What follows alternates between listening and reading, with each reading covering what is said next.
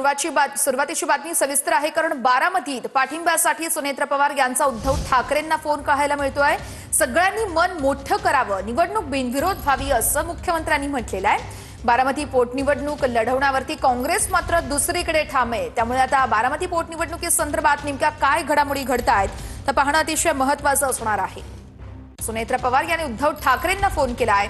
सगळ्यांनी मन मोठी करावीत असं देखील यावेळेस एकीकडे मुख्यमंत्र्यांनी म्हटलेलं आहे। बारामतीमध्ये पाठिंबा देण्याची मागणी केलेली आहे। मला असं वाटतं की सर्वच पक्षांनी सुनेत्राताईंना पाठिंबा दिला पाहिजे।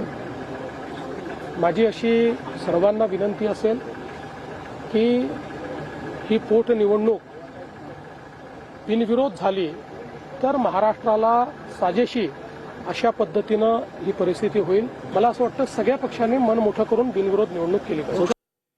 बघूयात पुढची बातमी। उपमुख्यमंत्री सुनेत्र पवार यांनी उद्धव ठाकरेंना फोन केलेला बारामती पोटनिवडणुकीसंदर्भात पाठिंबा देण्याची मागणी यावेळेस करण्यात आली आहे। बारामती विधानसभा पोटनिवडणूक काँग्रेस लढवणार असल्याचं याआधी स्पष्ट झालंय। सुनेत्र पवार यांनी उद्धव ठाकरेंना फोन करून पाठिंबा मागितलाय।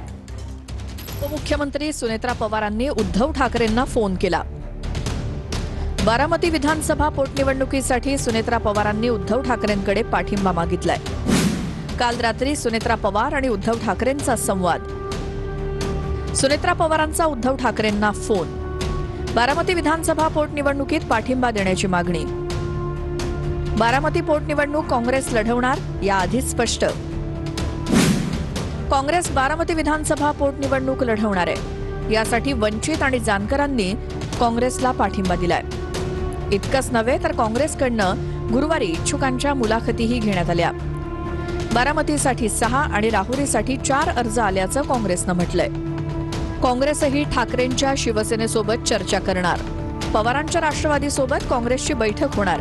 बारामती आणि राहुरीत 23 एप्रिलला मतदान होणार तर 4 मे रोजी निकाल जाहीर होणार आहे।